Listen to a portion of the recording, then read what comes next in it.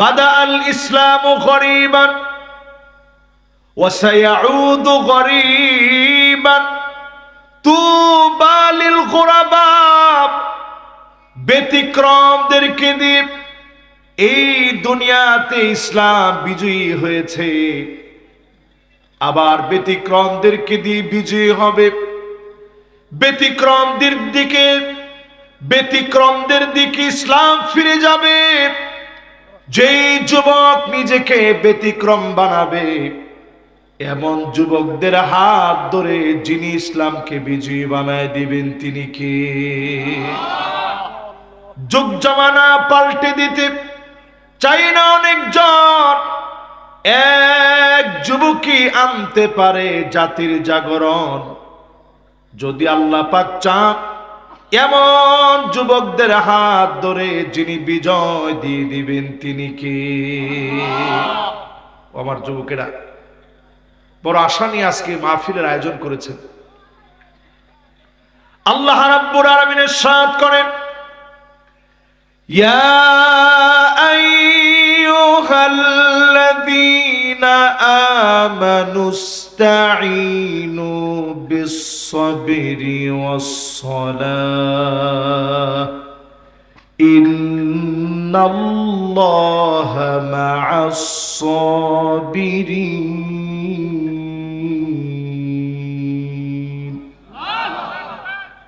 ওহে ঈমানদারেরা, আল্লাহ রাব্বুল আলামিনের কাছে সাহায্য চাবে নামাজের মাধ্যমে, ধৈর্যের মাধ্যমে। ধৈর্যশীলদেরকে দিয়ে এই জমিনের ভিতরে বিজয়ের পর বিজয় যিনি দান করে দিবেন তিনি কে?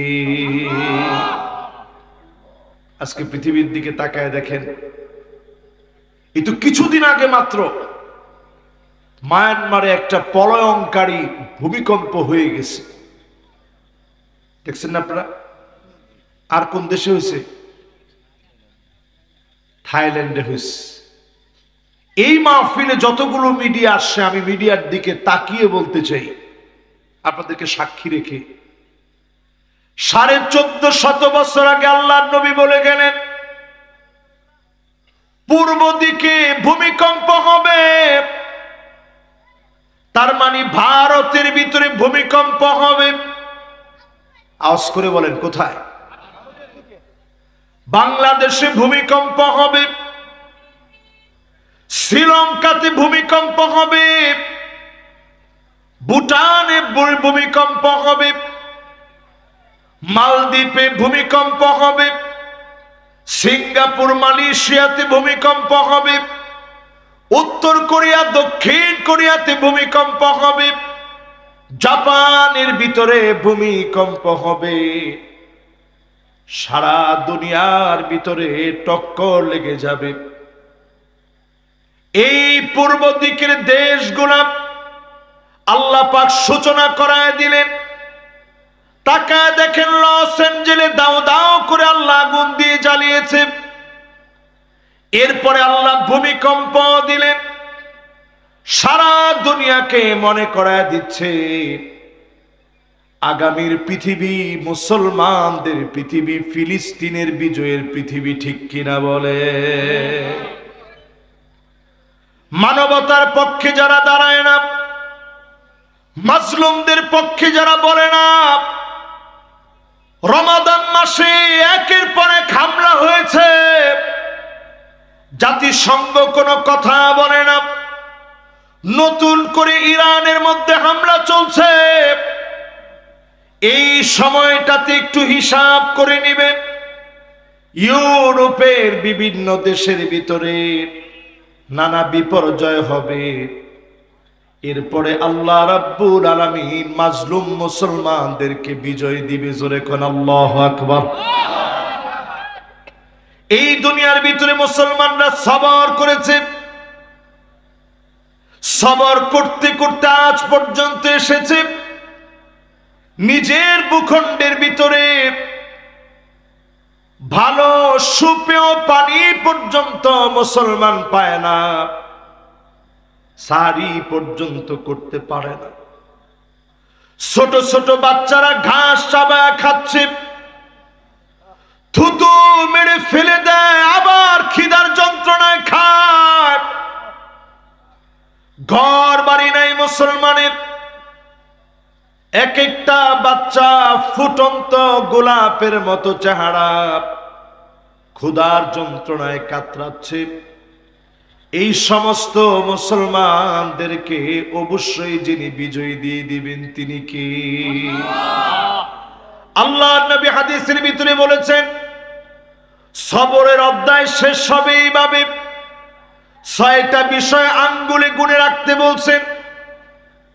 সিরাজগঞ্জের এই জায়গাটার নাম কি জানি, তারাস। তারাস আঙ্গুলে গুনে রাখতে হবে 6টা বিষয়। একটু আমাকে দেখে আপনারা বলেন তো কয়টা? 6টা। এই 6টা আজকে যদি আমি মোটামুটি যুবকদেরকে এবং আমার মুরব্বীদেরকে, আমার অডিয়েন্স শ্রোতা যারা আছেন সবাই যদি বুঝায় যেতে পারি, আমি মনে করবো মাহফিলটা সার্থক হয়েছে। 6টা বিষয় আঙ্গুলে গুনে রাখবেন। আল্লাহর নবী বললেন, উদুদ সিত্তান বাইনা ইয়াদাইস সাআ, কিয়ামতের আগে আঙ্গুলের ভিতরে গুনে রাখবা 6টা বিষয়, দেখে বুঝে নিবার সময় বেশি বাকি নাই। 1 নম্বরে নবীজি বলেন, মাউতি,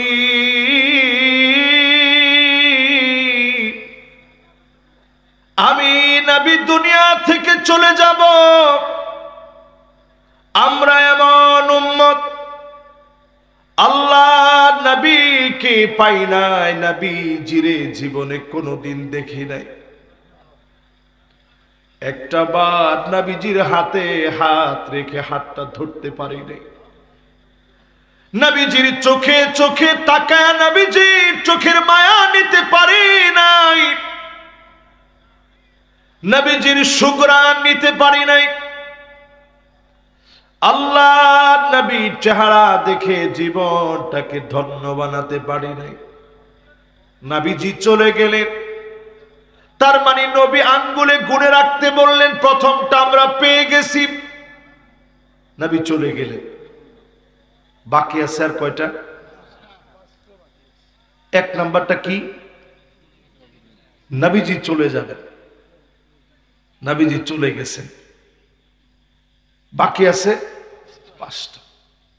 2 নম্বরে আল্লাহর হাবিব বলেন, সুম্মা ফাতহু বাইতুল মুকাদ্দাস, আবার বাইতুল মুকাদ্দাস গর্জে উঠবে, মুসলমানদের বিজয় আসবে, মসজিদুল আকসা বিজয় হয়ে যাবে। 2 বার মুসলমানরা বিজয় এনেছে। একবার হযরত ওমর রাদিয়াল্লাহু তাআলা আনহুর জামানায়, আরেকবার বিজয় আসছে সালাউদ্দিন আইয়ুবীর সময়ে। তিনি লিখে দিয়ে গিয়েছিলেন, ততদিন পর্যন্ত আর কোনদিন জালেম বাইতুল মুকাদ্দাস কেড়ে নিতে পারবে না, যতদিন মুসলমান চরিত্রবান থাকবে, ক্ষমতার লোভী হবে না, মাদকাসক্ত হবে না। আজ তাকা দেখেন, মুসলমান ক্ষমতার লোভী, মুসলমান চরিত্র হারায় ফেলেছে, মাদকাসক্ত হয়ে গেছে। আজ এজন্য বাইতুল মুকাদ্দাস হাতছাড়া হয়ে গেছে। সালাউদ্দিন আইয়ুবী এমন একজন রণতুর্যবাদক বীর ছিলেন। তিনি যখন বাইতুল মুকাদ্দাসকে ছিনায় আনার জন্য গেছেন, এত পরিমাণ মুসলমানদেরকে তারা মেরে ফেলেছিল, আজান দেওয়ার মতো কোনো লোক ছিল না। এখনো একটু তাকায় দেখেন, আজান চলতেছে, ওই অবস্থায় বোমা মেরেছে, আজানের মাঝখানে হঠাৎ করে থেমে গেছে। আমি চিন্তা করি, আল্লাহ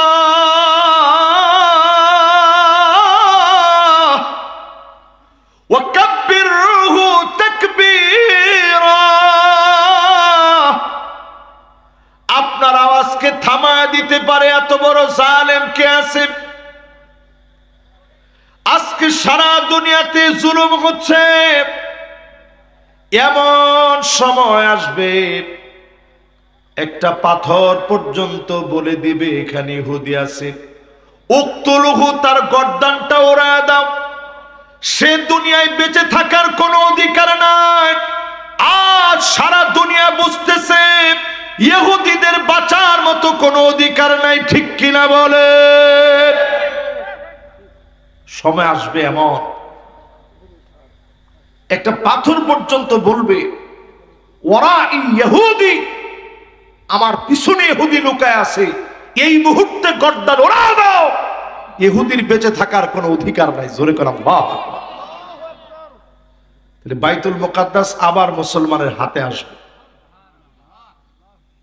দুইবার হাতে আসছে, শেষ আরেকটা বার আমাদের হাতে আসবে। ও মুসলমান, এখনো যদি আমরা নামাজ না পড়ি, কেমনে বাইতুল মুকাদ্দাস হাতে আসবে?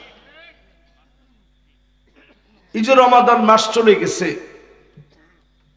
মসজিদ ভর্তি মুসল্লি ছিল, এখন কত কত মসজিদের ভিতরে মসজিদ ভর্তি মুসল্লিদেরকে এখন খুঁজে পাওয়া যাচ্ছে না, মসজিদ শূন্য হয়ে গেছে। যুবকরা আজকের মাহফিলে শোনে, যতদিন পর্যন্ত এই যুবকেরা না আসবে, বিজয় কিভাবে আসবে? যুবকদের হাত ধরে যিনি মুসলমানদেরকে বিজয় দান করে দিবেন তিনি। সম্মানিত সভাপতি, যিনি সভাপতিত্ব করছেন, জনাব আলহাজ মোহাম্মদ আকবর আলী মাস্টার সাহেব, আমরা ওনার জন্য দিল থেকে দোয়া করি। বয়স অত্যন্ত প্রবীণ মানুষ, আল্লাহ তাআলা যেন হায়াতে তয়্যিবার সাথে সুস্থতার জীবন যেন আল্লাহ দান করেন, পড়েন আমিন। আজকের এই মাহফিলে সম্মানিত সহ সভাপতিত্ব করছেন জনাব আলহাজ মোহাম্মদ মনসুর রহমান সাহেব, ওনার জন্য আমরা দিল থেকে দোয়া করি, আল্লাহ যেন ওনাকেও দ্বীনের জন্য সুস্থতার সাথে, নেয়ামতের সাথে হায়াতে তয়্যিবা যেন আল্লাহ দান করেন, পড়েন আমিন। উপবিষ্ট সম্মানিত হাজারাত উলামায়ে কেরাম, বিশেষ করে আমার আগে যিনি কথা রেখেছেন হাফেজ মাওলানা মোহাম্মদ হানজালা বিন আবু বকর সাহেব, কথা রেখেছেন হাফেজ মাওলানা মোহাম্মদ জিহাদ হুসেন সাহেব, আল্লাহ তাআলা প্রত্যেককে কাবিলিয়াতের সাথে ইলমে আমলে আল্লাহ তাআলা বারাকা দান করে দিন, পড়েন আমিন। উপবিষ্ট হয়েছেন সম্মানিত উলামা, ফুদালা, কুরামা, আইম্মা, মুরব্বিয়ান এজাম, তারুণ্যের উচ্ছ্বাস, দিক দিগন্তের দিকপাল, তরুণ প্রজন্মের আমার তরুণ ভাইয়েরা, পর্দার অন্ত আড়ালে এই মুহূর্তে শ্রবণরত হয়ে শুনছে আমার মা এবং বোনেরা, মাইকের আওয়াজ যে পর্যন্ত যাচ্ছে, কর্মময় ব্যস্ততাময় জীবন থেকে সামান্য সময়কে কোরআন এবং হাদিস শোনার জন্য উপেক্ষা করে এই উপলক্ষে যারা এই সময়কে কোরবানি করে এসছেন এবং বসছেন, যারা আসার জন্য এখনো পথে আছেন, যাবতীয় কথাবার্তা সব বন্ধ করে দিয়ে, দোকানপাটের কেনাকাটার ব্যস্ততা সব ছেড়ে দিয়ে আল্লাহর জন্য যারা বসে পড়েছেন, আল্লাহ রাব্বুল আলামিন সবাইকে কবুল করুক, পড়েন আমিন। জবান ছেড়ে মালিকের প্রশংসার আওয়াজটুকুন বড় আওয়াজ উচ্চারণ করতে চাই। সবাই মিলে আওয়াজ করে পড়ি কালিমাতুশ শুকর আলহামদুলিল্লাহ। আমার মনে হয় ডান দিকের লোকেরা মোটামুটি বলছেন, বাম দিকের লোকেরা একটু কম বলছেন। সবাই মিলে এক তালে, দিলের টানে, মহব্বতের আওয়াজে, দিল থেকে সবাই মিলে বলি আলহামদুলিল্লাহ। মাশাআল্লাহ। এখন আওয়াজটা মোটামুটি বড় হয়েছে।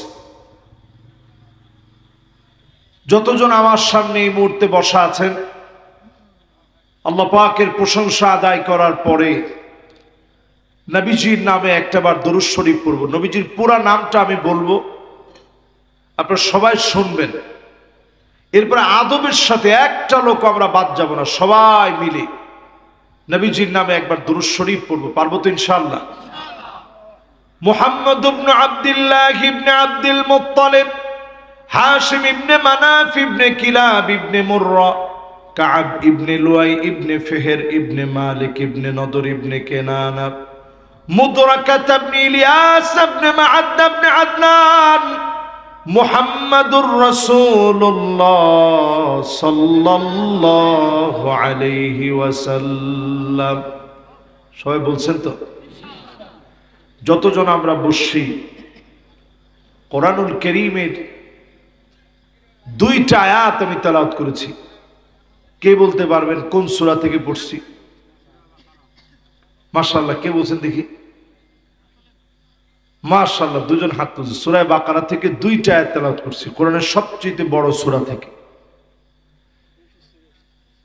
মাশাআল্লাহ। আয়াত নম্বর কত বলেন তো? সূরা বাকারার ভিতরে কয়টা আয়াত আছে? একজনে কইছে 327। 200 কয়টা? এই 286 নং আয়াত থেকে মাত্র 2টা আয়াত আমি তেলাওয়াত করেছি। এই 2টা আয়াত যদি আজকে এখান থেকে আপনি শুনে যেতে পারেন, সব কেমন? আল্লাহর হাবিব ইরশাদ করেন, খায়রুল লাকা মিন আন তুসাল্লি আলফ রাকাত, 1000 রাকাত নামাজ পড়লে যেমন সওয়াব হবে, নতুন কোন জিনিস যদি শিখে উঠতে পারেন, এর চাইতে বেশি সওয়াব যিনি বান্দার আমলনামায় দিয়ে দিবে তিনি কে? যতজন বসছেন এখানে, নতুন যদি একটা কথা আজকে আপনার এলেমে যোগ হয়, এই কথা আগে জিন্দেগিতে শুনিনি, এই মাহফিলে আইসা শুনছি, এই মন নিয়ে যদি আজকে বসতে পারেন, ওঠার আগেই 1000 রাকাতের চাইতে বেশি সওয়াব বান্দার আমলনামে আল্লাহ যোগ করে দিবে। কোন আল্লাহু আকবার। এরকম মুবারক একটা মাহফিলে এসে আমরা তাড়াহুড়া না করে একেবারে দিল লাগায় বসি, মন লাগায় শুনি। পারবেন তো ইনশাআল্লাহ? আমি খুব লম্বা ওয়াজ আপনাদেরকে করে আপনাদেরকে কষ্ট দেব না।